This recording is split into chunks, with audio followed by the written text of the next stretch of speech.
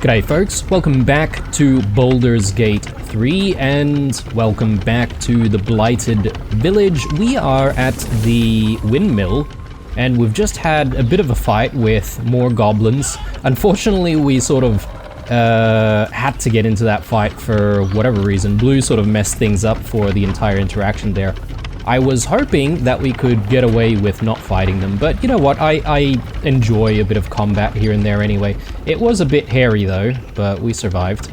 And yeah, we're about to hopefully figure out how to get this little gnome down from the windmill, so I don't know what that's going to involve. Before I get into it though, I just wanted to say a quick apologies, especially to you guys who are watching as these videos are coming out. I'm sure a lot of you are getting a little bit frustrated with the amount of time it takes for me to respond and read some of your comments, so do apologize about that. I sometimes don't really get enough time to read comments every day and respond to them, and therefore I'm sort of getting to a lot of the advice a little bit late.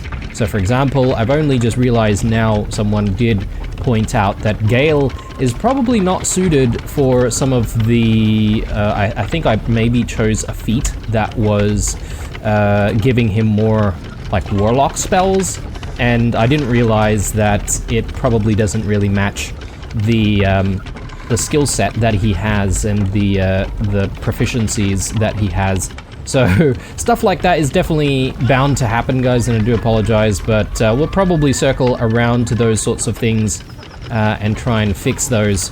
Good thing we do have the ability to respec, so and I do intend to do that. Perhaps maybe I'm going to have to do some of that sort of stuff sooner rather than later, but anyway.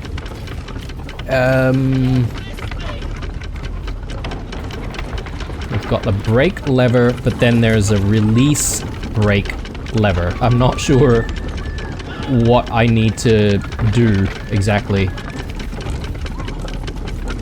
What is very clear is that I do need to loot, though. Obviously going to be doing some looting. Rotten cheese, rotten eggs. Beautiful.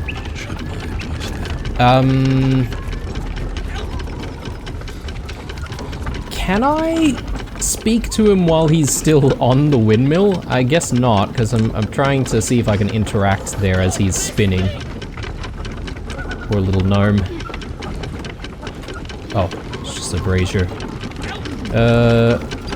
Let's go this way. Ooh. Good find there.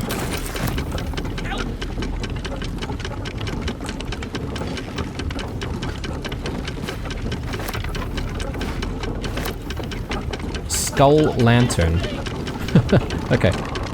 Yeah, it's just a light source. Rotten tomatoes. Okay. Mold sheep. Oh, that's down there. Okay. I don't think there's anything up here that's going to help us with getting this gnome down. So it's really just going to come down to what we do down here. So my assumption is that we need to hit the brake lever to get this thing to stop, right? So that's what I'm gonna do. Hopefully this doesn't mess anything up.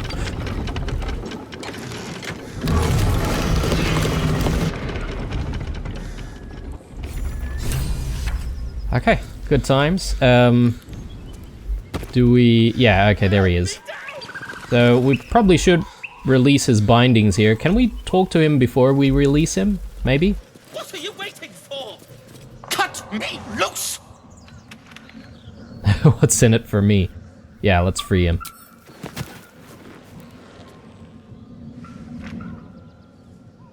Ugh. Maga Kamara. Those pustulant thugs! Well, get on with it.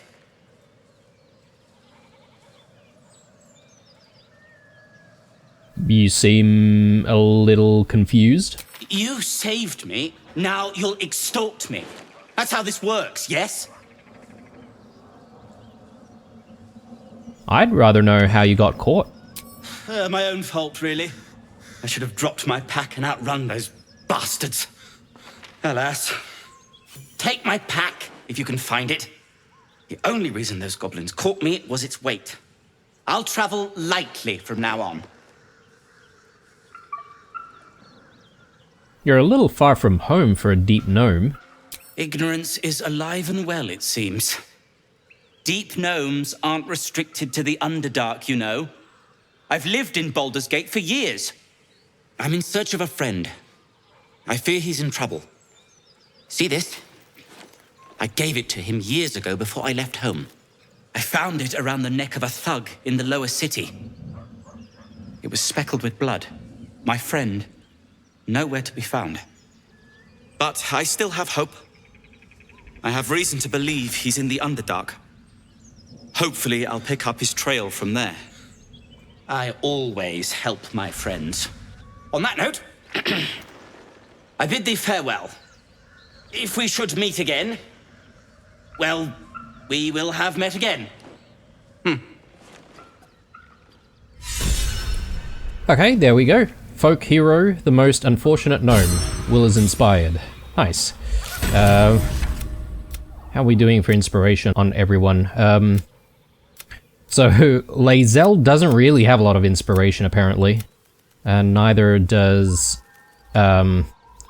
Astarion. I guess they both don't really like the way we're sort of taking our adventure. And Shadowheart's sort of in the middle. We had an interaction with Shadowheart in the previous episode. I don't really know if we interacted very well with her, unfortunately, but... Ooh, there's a hatch here. Didn't realize that. Glad that I re-looked at that. So, shall we go down? I think we shall. I'm just sort of trying to think about whether or not there's anything else we need to do in the blighted village here. There's... oh yes. Yeah. There are the 3 big brutish-looking things over in that house, and perhaps we can converse with them. Or fight them, for that matter. But let's check things out down here first. Let's maybe break off and... let's just be a little bit careful.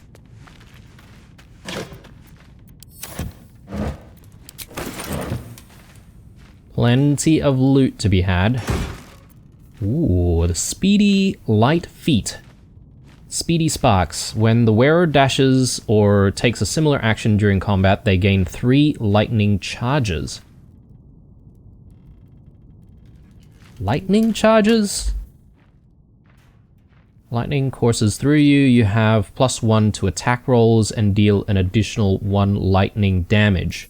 If you gain 5 charges, they are consumed the next time you deal damage, and you deal an additional 1 to 8 lightning damage.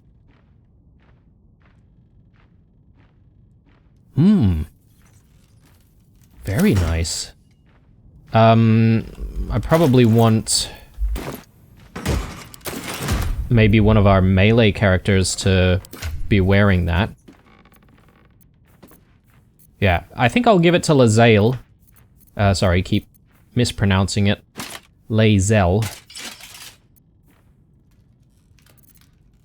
And I think, considering we're going to get her to sort of run in close to enemies, she's likely going to use dash, right? So, medium armor. Or would it be better on Will? I'm not entirely sure, to be honest. I think I'll keep it on Lae'zel for now. We can always mix it up if we need to.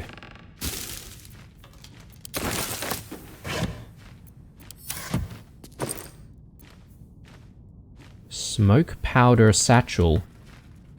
The smoke powder inside explodes when ignited, damaging everything in the vicinity. Automatically, critically hits objects and environments. Permanent. Sorry, let's just take everything from this pack. And any potions? All these bottle racks seem to be empty constantly. I'm struggling to recall a time where we actually found something in there. Rufflesome blackguard hat. Sure.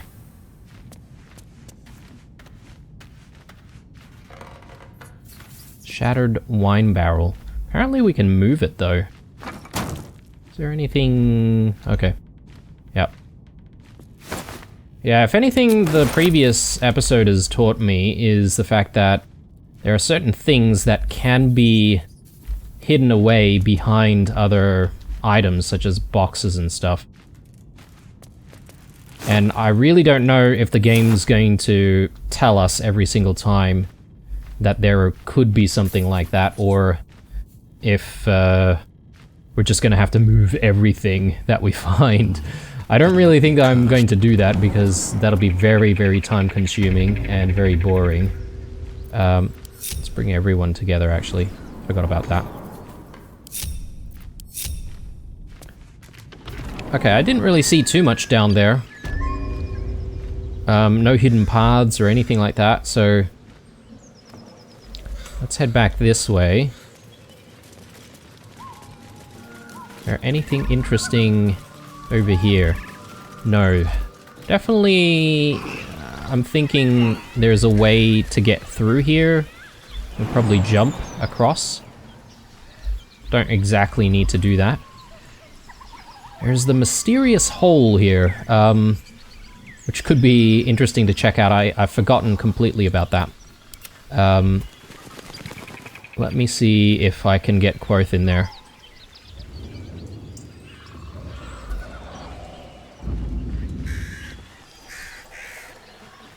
Let's put you into stealth, just in case.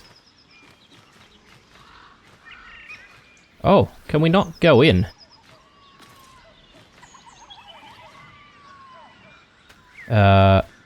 Okay. Do we want to try to go through the mysterious hole? Because I think we should be able to do that if we disguise ourselves as a, I think one of the tips that someone gave me was that Whatever it takes. you could disguise yourself as, say, a gnoll or something, and I think gnolls would be able to fit. Onward in her name. Maybe?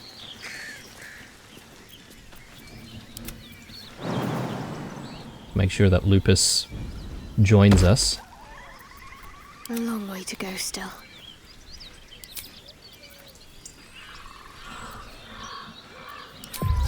Yeah, let's give it a go.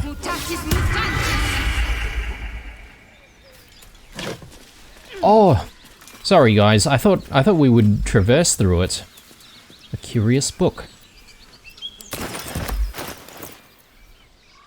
This book feels light in your hands and strangely hollow. Let's read it. Oh, okay. It's just like a hidden Squeeze a silk blanket bottle in there of and you'd have all the like makings booze of or a pleasant whatever. evening. Yeah, don't need that anymore. Let's get going. Okay, well, that was kind of pointless. I mean, we did find some stuff, so I'm happy that we did that. I've seen everything. I seriously thought the first time that I saw that a few episodes ago was that this was going to lead us underground somewhere. Alright, I think the way forward is checking out what's going on in this house. And again, as I said, maybe we do want to try and converse. I'm just looking at whether or not we have short rest available. I think we already did that. Recovered some HP, but Will is still quite injured, actually. Can't give up now. So we do have a few bits and pieces around here that still need looting.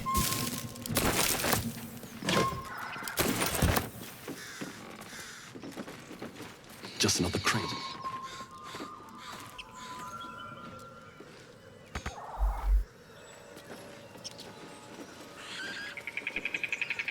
And this is probably gonna take us down to the spider cave, which probably don't need to do that.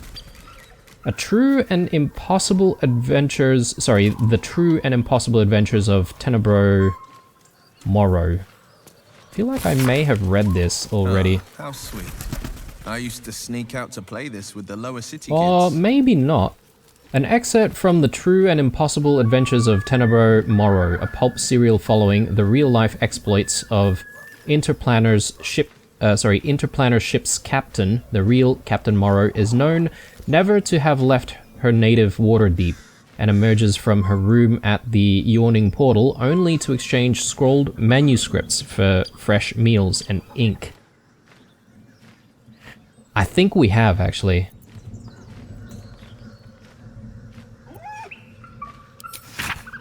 But I think I might read this, just in case. His red dragon thus dispatched the knight, had no choice but to leap for my ship, crashing to the new bride's deck, even as his mount was swallowed by the eerie gloom of the astral plane's shifting tides. Faithful Norls was upon him instantaneously, clawing and biting, alas, in vain. Astral projection thwarts even the fury of a tabaxi cabin boy, and the treacherous Githyanki only laughed as Norl's formless blows passed harmlessly through him. The knight's silver sword came about in an arc that missed Norl's entirely, but neatly clipped the spiritual cord anchoring the tabaxi's stalwart soul to the plane. I mourned as my faithful feline companion faded from existence, but did not hesitate. The Githyanki only smirked lazily at my charge, anticipating the futile efforts of another bound by the laws of this plane. But that is not, and has never been, Captain Tenebro Morrow. Unlike poor Norls, I had entered this plane in my fully fleshed form, a fact I demonstrated by thumping the warrior sordidly between the legs. He tumbled over the new bride's rail and down into the mists, even as a fresh horde of dragons rose from the distant dead citadel of Tunarath. There's a lot of words that are a bit of a mouthful, I have to say. A bit difficult to read. Warning to the Sword Coast. People of the Sword Coast, look around you. What do you see? A collection of gods-fearing humans, elves and dwarves, or an infernal corruption of that divine image? Tieflings, wearing their devilish heritage for all to see, walk among us as if they didn't owe their existence and allegiance to the lords below. These hell-touched peoples have infiltrated our cities, our organizations, even our families. They can claim to be good all they wish. Would you believe the tiger who looks at you with dripping fangs if he said he ate nothing but vegetables? No, we can see their true nature plain as day, but they are not the only evil infiltrating our world. All around I see drow, Durgar, and other creatures of the Underdark strive for acceptance. But why should you accept them? When their brothers raid our countryside and steal our children? Obviously, I am not saying they should be cast out. Obviously, I am not saying we should return these delinquents to the Underdark and drive the tieflings back to the hells they came from. But be wary of these people, my friends. Be suspicious when you see them, and especially suspicious when you do not. Yeah, a bit of casual racism there.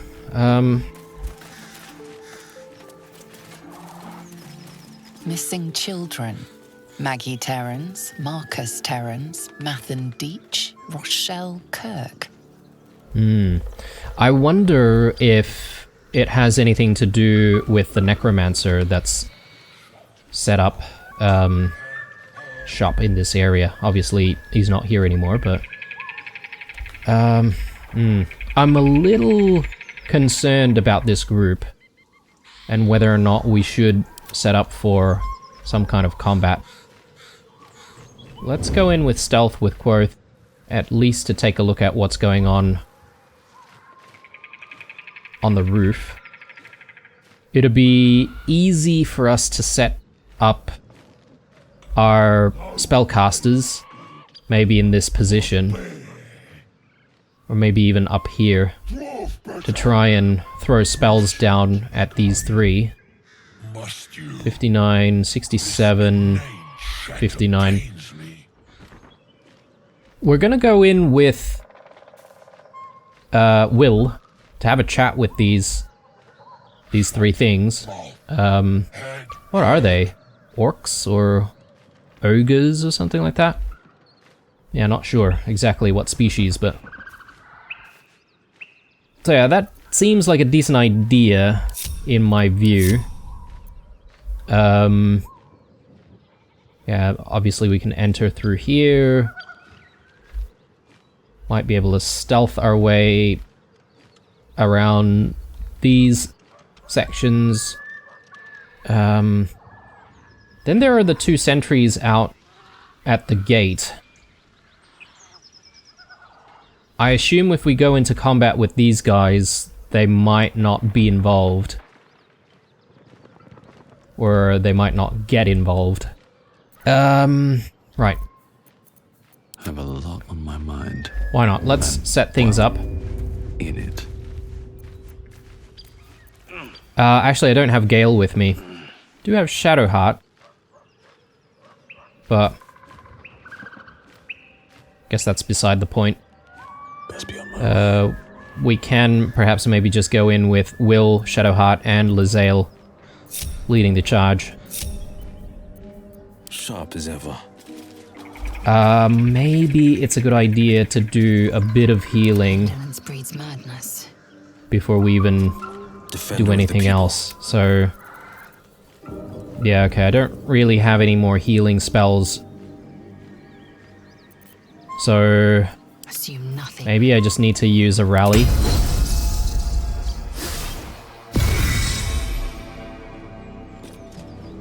Oh, hang on. No, this takes up a few turns, doesn't it? Alright. Quickly then. Eager for battle. Yeah, I don't want to waste the rally, which is why I'm sort of trying to do things in turn-based mode. Where am I needed? Best foot forward. Bit of caution never hurt. We are going to waste a little bit of it, but it's okay. Alternatively, Pride of the gate. I could just get Will to use some potions, but Assume nothing.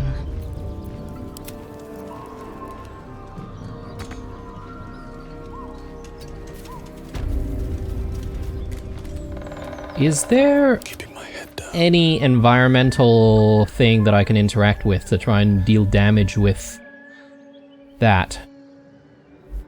I'm just trying to inspect these barrels and stuff, but I don't really see anything that would help.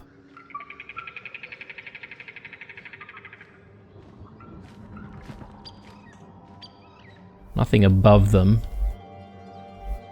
Yeah, I'm thinking we're going to have to go in there with just brute force, really. Enough waiting. I crave blood. What's next?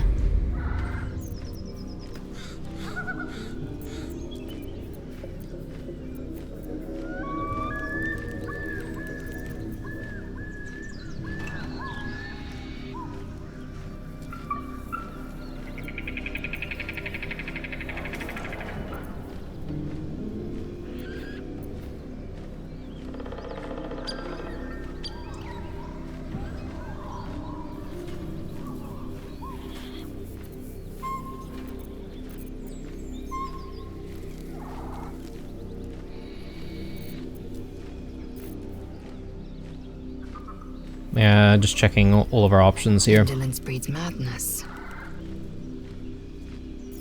Defender of the people. Taking my time in the shadows.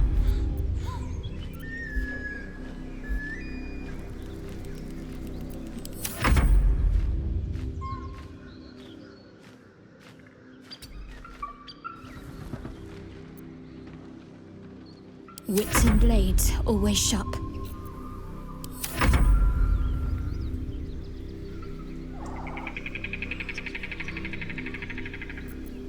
Okay. The pride Will- of the gate.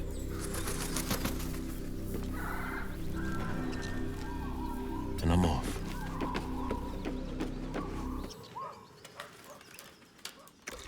Oh my god. Okay, I didn't realize. Chicken. No chicken. Tastes like fish. Gentlemen, contain yourselves. This quarrel sours our feast. Besides, tastes like pork. And what surprise is this? Brothers, look here. I have eyed yet another prize. Fortune favors our bellies. Stranger, be you friend or food. The mark is her measure. Show us the brand of the absolute.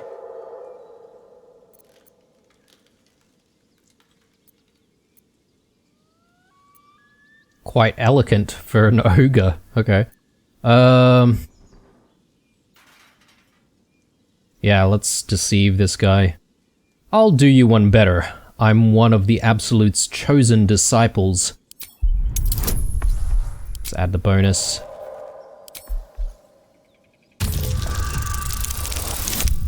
Nice.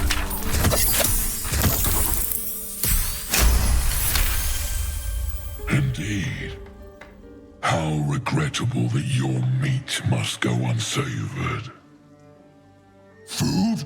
Food. Not food. Friend.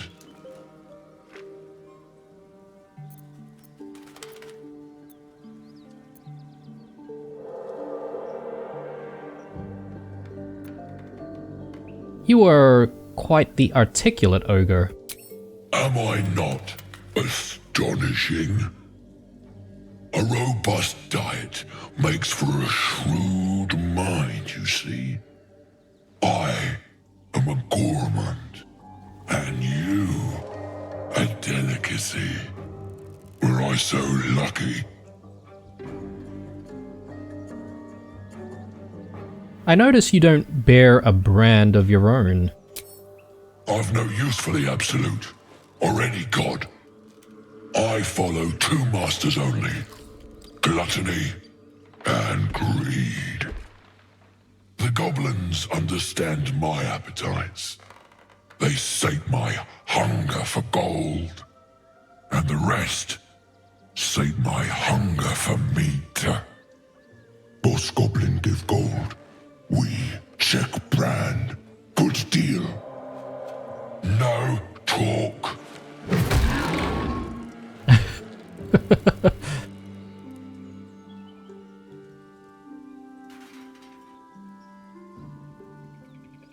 I've seen few other ogres in these parts. We follow the sense of blood and gold to all lands fertile, friend. And this land proves particularly fruitful. Okay. Could we just convince them to fight for us and then...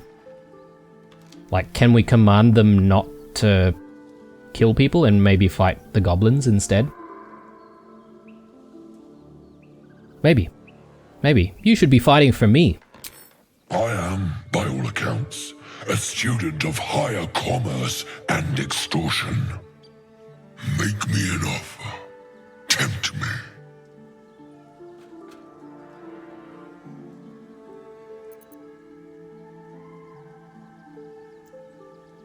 Ugh.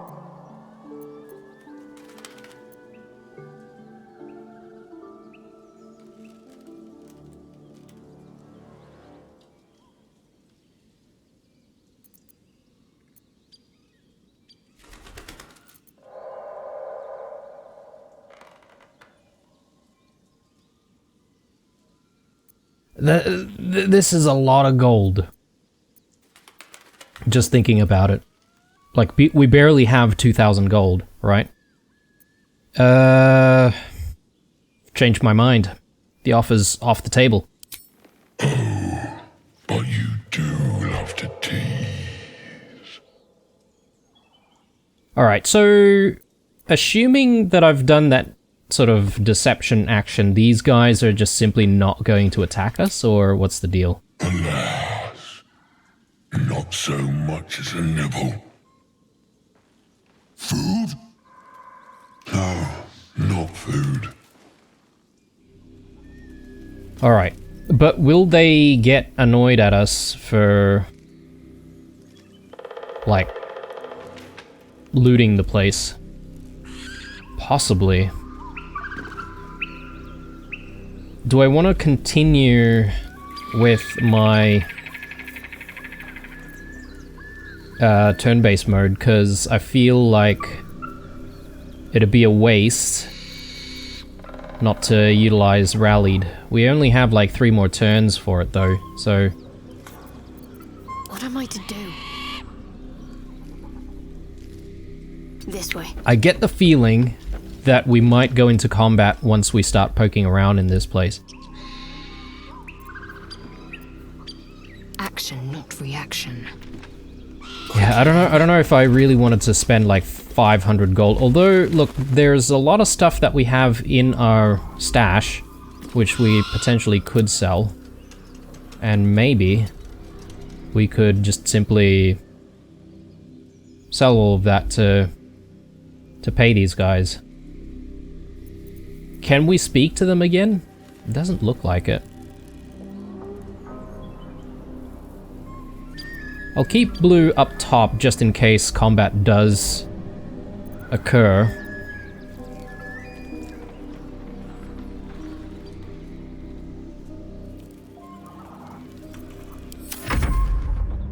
Sharp as ever.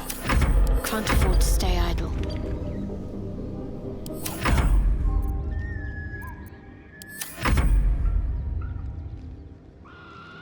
And I am sort of curious to see what we might find from the dead tiefling. A hero at heart. Which, for all intents and purposes, may cause these guys to aggro. Best foot forward.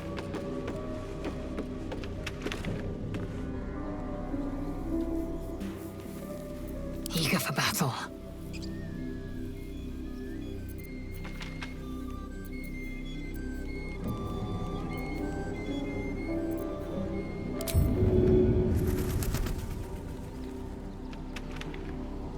I can't remember what looting counts as. I think it counts as an action.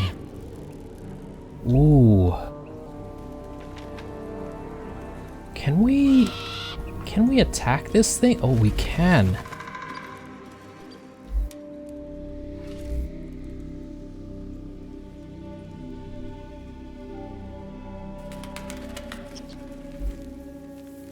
But if we wanted to do that, then Better make my next move. we need to be in a different position altogether. Oh, okay.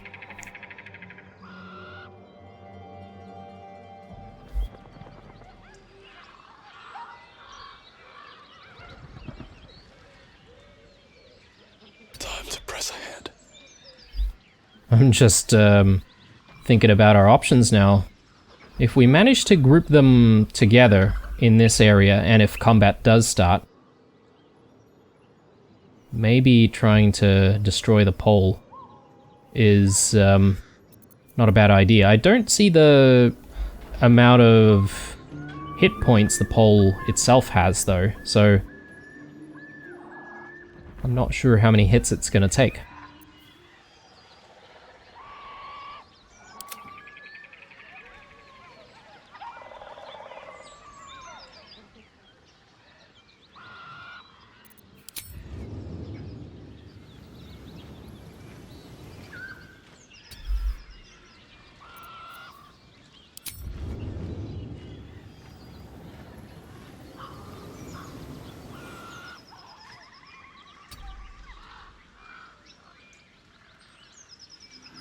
Okay.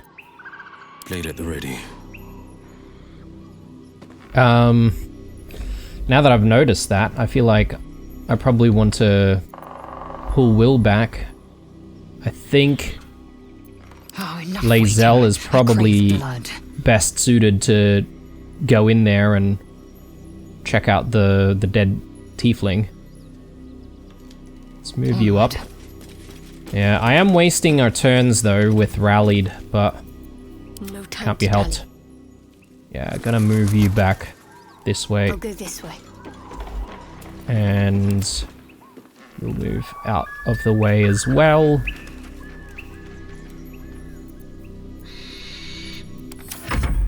Where am I needed?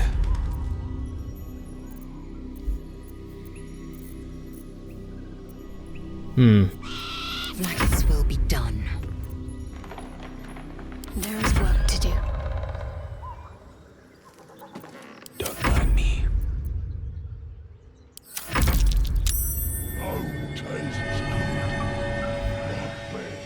Will just got a perception check there. Dwarf better.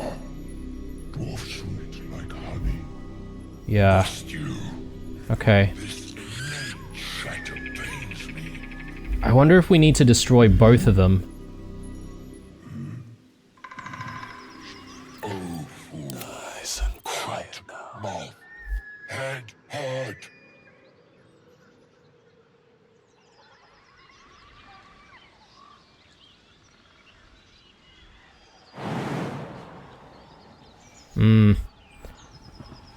I'm wishing we had Featherfall right now.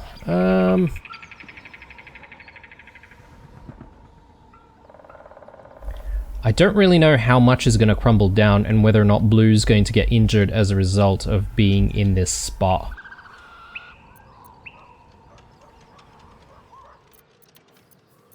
Where am I needed?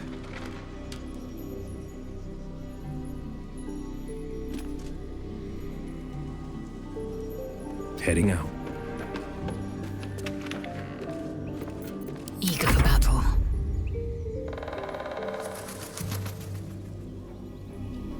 I mean, the real test is just checking out the tiefling and seeing whether or not these guys aggro, so I guess we should do that now. Let's have a look. Ooh. Tarnished locket. Opens to reveal an intricate illustration of a stone tower. The words Eltruel, Strength in Unity are inscribed across the top. Okay.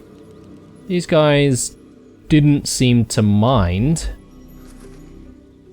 Which means maybe we can just simply roam around here and do our looting in peace. Whatever comes, I'm ready. Let's not get caught off guard.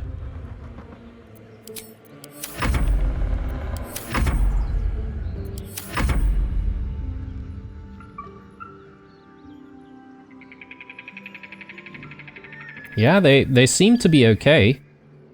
So maybe I'm overthinking this, but Action, not reaction. maybe I can exit turn-based mode and just look around now.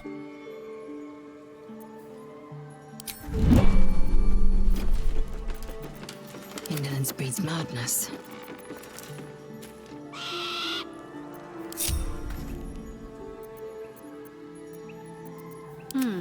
I still want people Keep going. not to be within the Defender of the people. structure though, just in case. Things out. Bone tastes good. Not bad. Maybe I should stay crouched forever. Yeah, we'll leave these guys up there. Blackets Just in will be case. done. Sweet like honey. Objective noted. Stew. This innate shatter pains me.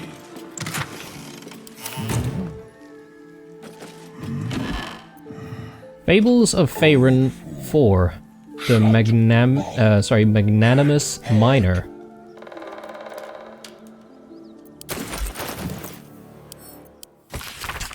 In the underground city of Mantol Dareth lived a deep gnome called Sadie and her father Sam. Each morning, the hard-working Sadie traveled to the nearby grotto, pick in hand, to mine gems. Each night, the lazy Sam would count them and demand even more. You cannot rest until I am the richest man in all of Faerun. One day, Sadie encountered a stranger on her path home, a haggard creature, grey of skin and small of stature. A Darrow, exclaimed Sadie. Please, said the Darrow. I have no money and no home. I beg of you a single ruby, so I might sell it for food. Sadie found pity in her heart and gave the beggar a ruby. She told her father about the Darrow upon returning home. "Do not believe his lies," warned Sam. "Darrow are selfish, demented creatures. Give him no more, lest I cast you away." The Darrow was waiting for Sadie the next day. "Please give me 10 rubies, so I might sell them for shelter." Sadie, moved by his plea, did as he asked and journeyed home, where Sam rebuked her. "An inferior haul," he said. "This will not stand."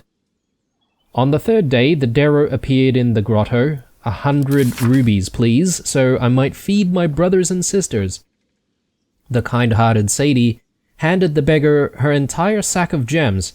As he took it, there was a great flash of light. Where the beggar had stood was a massive gold dragon. "You prove yourself generous of heart and spirit. Come to my lair and share in my golden hoard," Sadie eagerly accepted, joining the dragon in his opulent hideaway. 1 year later, Sadie passed a beggar near the grotto.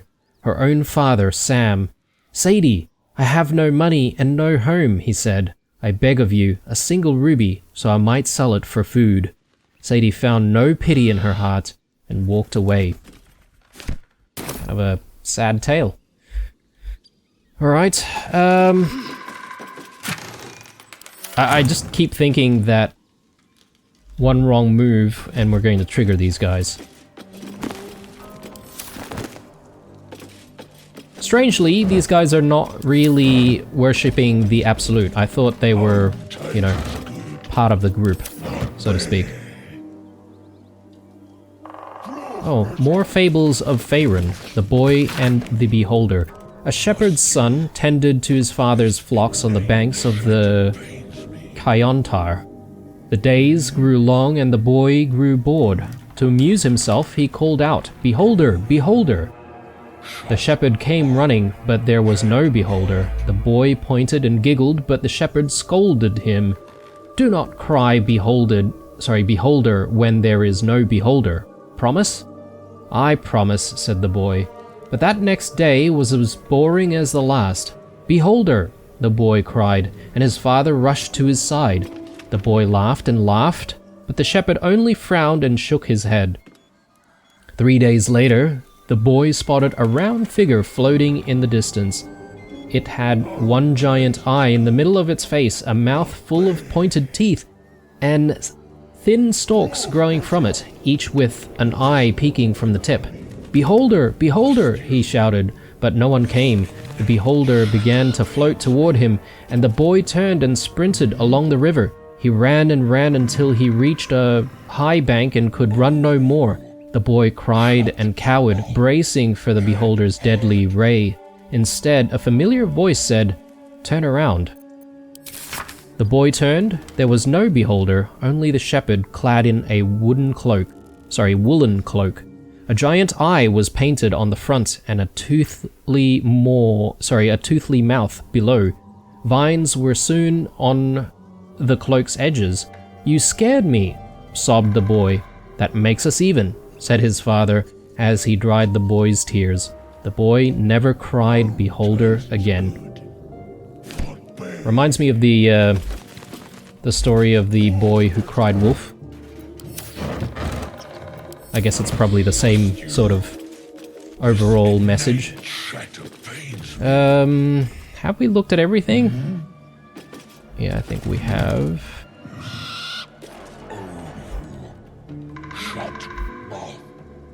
That's it. Is there any attic? Sorry, not attic. Is there any cellar in this place? Something over there. Let's have a look. Actually, I haven't looked at all of this.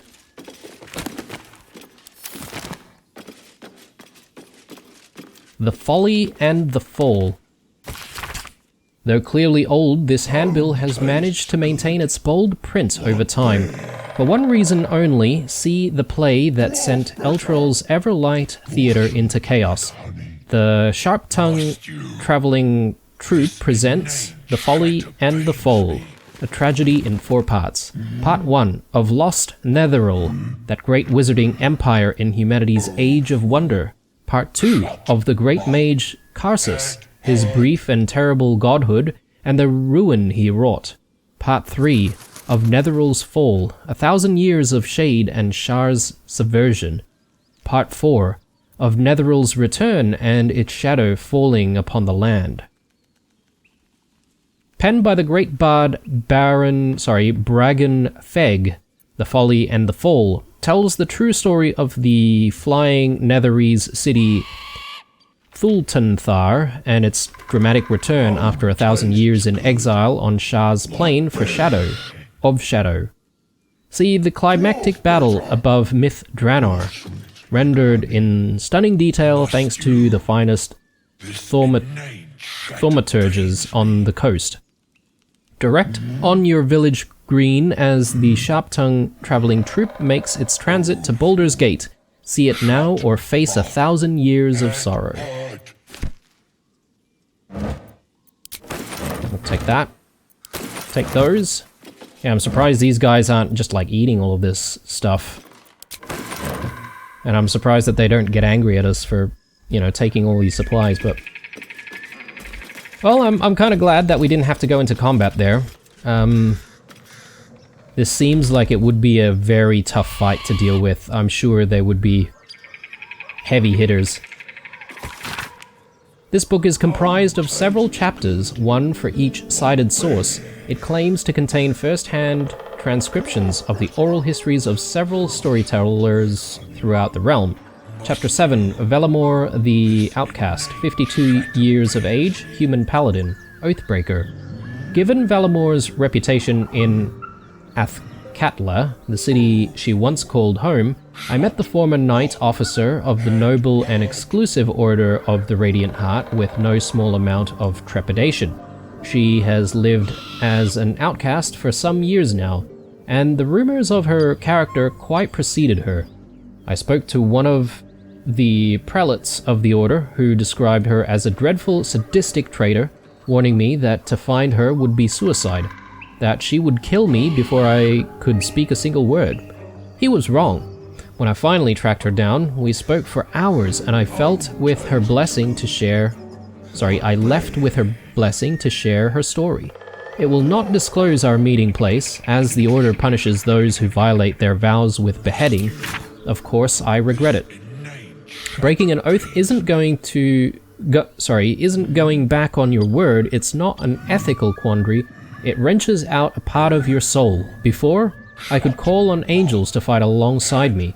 I could banish fiends back to the hells and demons to the abyss, all with a thought and prayer. I lost my voice. I speak, but this isn't my voice. It's an echo, a whisper. Tell them this. Most days I wish I'd died rather than breaking my oath, but I'd never take back what I did, what I refused to do. Damn the Order. Service became dogma. Obedience was virtue. To question was sin. Justice and duty are uncomfortable bedfellows, and eventually they make bastards of us all. Very interesting entry there. There's a lot of these boulders. I don't know if it implies that these guys have just been chucking boulders at this house or what it means exactly. Oh, right. Some characters are able to lift heavy objects like boulders, right? So Lae'zel is one of those characters. And I guess maybe we could use those as weapons to damage foes.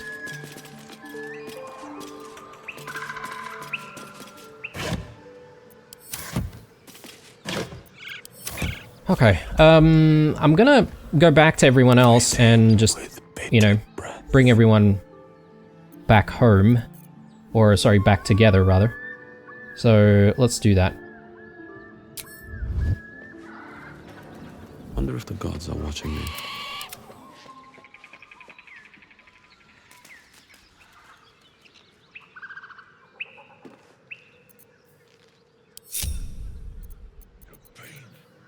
I wonder what the next move is. Onward.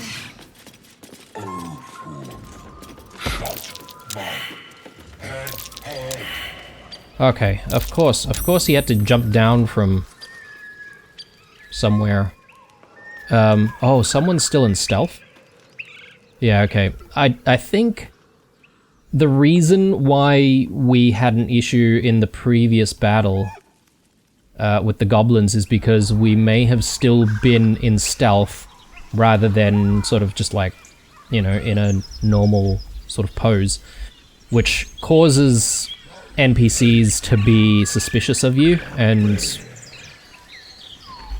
if it gets to a certain point, I guess they will just simply attack you. Despite everything. Breathe deep and move. Volo's Guide to Baldur's Gate.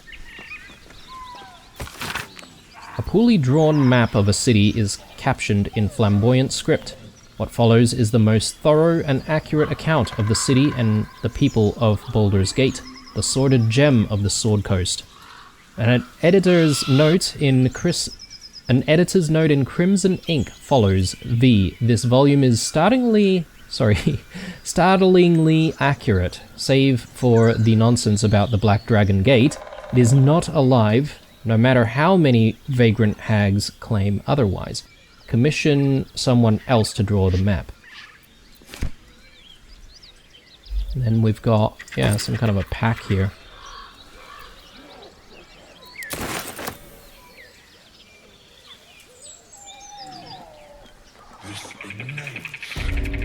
And I guess that's it for this entire village. There's the goblins out here, though. Maybe we should deal with them, to be honest.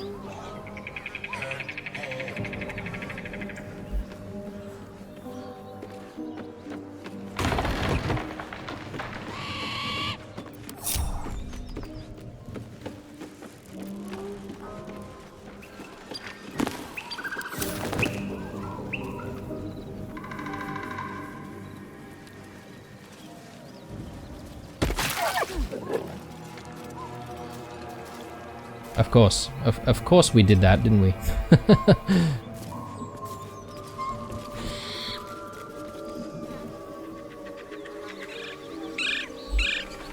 I think we can definitely go into combat and take these guys down. I mean, we've taken out their entire group in this place, so I think it makes sense. Oh yes, we haven't looted some of the guys out this way. And have we looted the entire house here? I think we have. That's when we decided to go into the cellar to look at more stuff.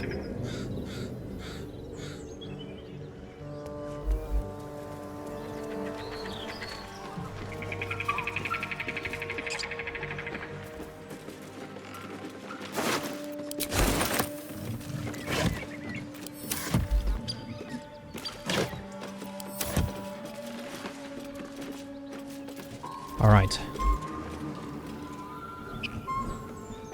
With that done, I think... Ah, yeah, all of this. Anything of use?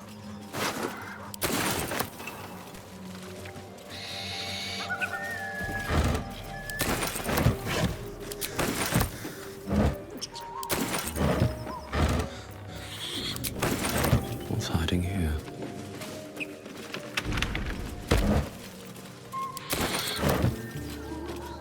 Okay, so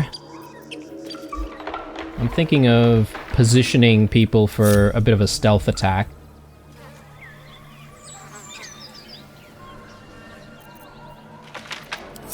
I'm just trying to see if there is a possibility to get Blue to perch on top of the wall here. Is that not possible? Maybe not. Alright. Alright, time to skulk about. Yeah, we've got some decent percentages here. Oh, action, not reaction. Unseen. Sharp as ever.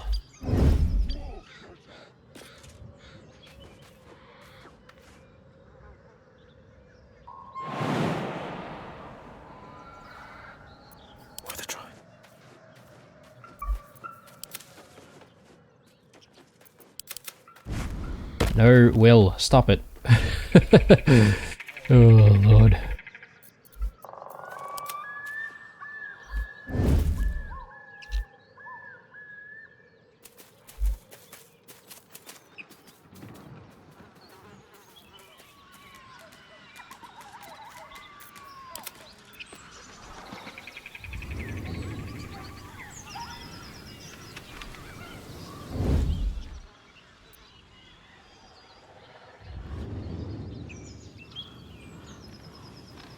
Yeah, that seems like a decent position.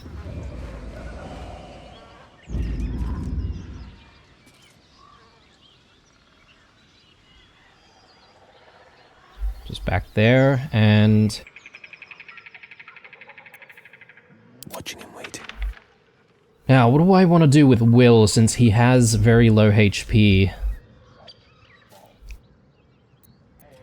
Maybe I want him to just cast stuff from afar. Careful. And instead we should have Shadowheart and Lae'zel sort of coming in for melee attacks. My faith will guide me. Let me just take a look at this. Disadvantage on stealth checks. Staying out of sight. Yeah, okay. So, I don't know if that just simply means we can't really sneak up on enemies, or if There's no time we to waste. can, Unseen as I but the was chances of us getting discovered are greater.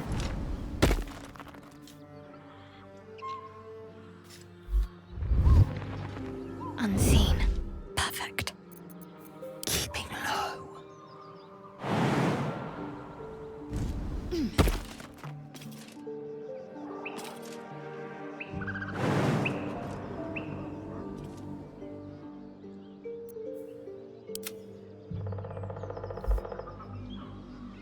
Alright, we'll get Lupus in really close here. Want to try and get prone on Still in shadow. Lae'zel.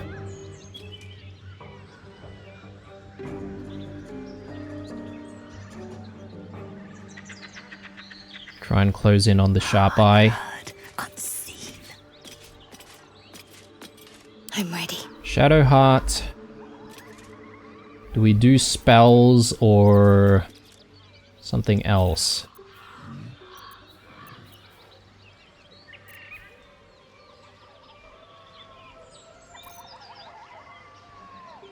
I think we can invoke duplicity, that way we can distract the enemy a little bit.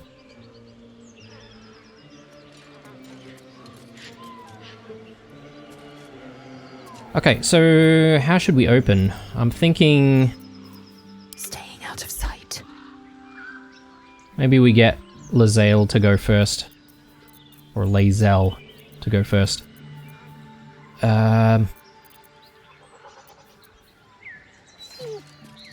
Menacing attack. Seems good. Caught in the act of killing. A fight is unavoidable now. Alright. I think we can do a pommel strike.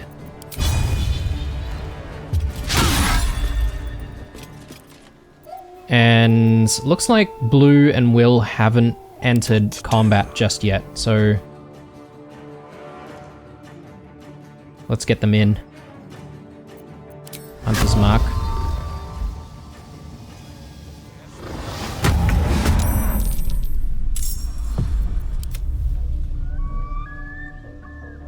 Oh, okay, so the Goblin Warrior is gonna go first. Keeping quiet. Let's get Will in there. Scorching Ray. Okay, path is interrupted though.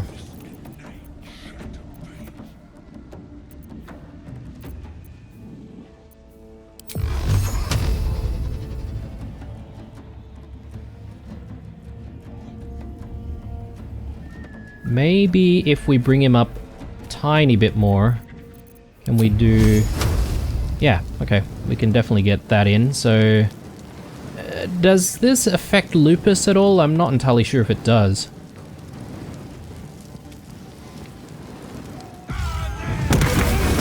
Ooh. Wow. That's really strong. Okay, I'm happy with that outcome. That was not too bad at all. Didn't take any damage with Will, so that's always good. I'm thinking of perhaps maybe switching out Will with someone else, to be honest. Oh, and I almost forgot, but I did see some conversation marks on every single portrait before when we released the gnome, so I wonder if we should perhaps have a chat with everyone to see what they think of the entire situation. But yeah, let's do some looting first.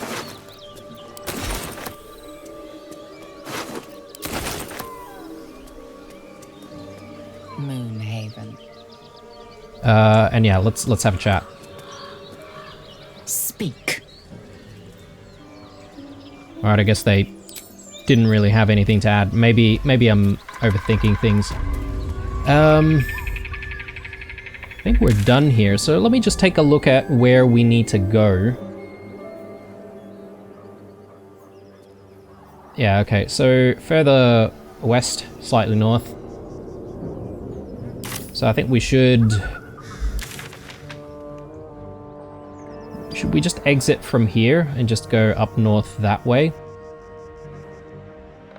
Doesn't seem like a bad idea, although there is something that I think I want to try and do, and that is to go back to the toll house to see if there's a way for us to open the door.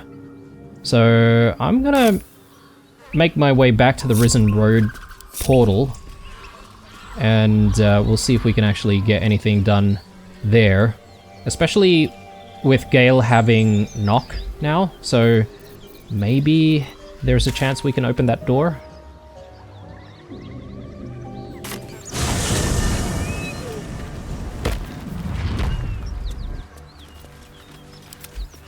Lupus is still in stealth. There we go. And these things have stayed interesting. Okay, so Toll House. How much Back we farther go. can I go?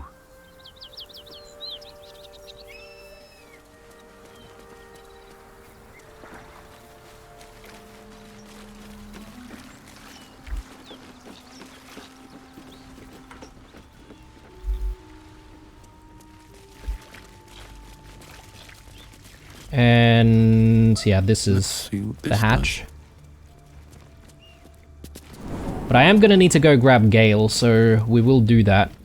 Possibly switch out Will in this whole scenario as well.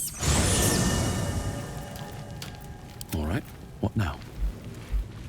Do people have anything to say to us, though? I really love how the camp environment changes depending on the area or biome that we're in. It's really cool. It's a really nice detail. Okay, I don't think so. Gale is also kind of hurt, though, isn't he? First in my heart. How can I help?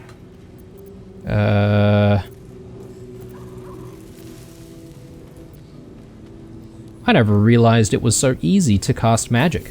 I assure you it's not. Don't get me wrong, you did well. The somatic component, the verbal component, even the focus on the inner self that invites Mistra in. But I was still your conduit. To perform such a feat alone requires much and arduous study. Yet it is life's most worthy pursuit in my impartial, if not humble opinion. Okay. Yeah, we did have that interaction with him where he was sort of teaching us a little bit about how to channel magic, which I thought was a pretty good interaction, but it was getting a little bit intimate though. So I was like, yeah, no. He's not the one. Yeah, let's leave and... Oh, hang on. I need to make sure that he does have knock on him. Magic touch. Yeah, he does. And just in case you guys were wondering whether or not I managed to resolve the whole preparing spells thing, I just realized, yes, we do have a spell book. And that's the way we prepare all of our spells outside of combat. So, yeah, my bad. Yeah, okay, so we should be able to give this a go. Let's go back. Now, question is, I mean, I may have already found the key to get in here. No, I haven't. Let's try using knock, though. Ooh, yes, I think we've had some success. Oh, yes. Okay, plenty of traps, though, and plenty of trap disarming that we're going to have to do before we get through this entire area. There's this gate, which I assume there will be a lever somewhere that we need to interact with. So we'll try and find that, obviously. But I think this is a good place for a break. Thank you very much for watching, guys. I hope you enjoyed this one. If you did, dropping a like definitely helps down below. Otherwise, stay true, and I'll see you guys in the next one. Bye.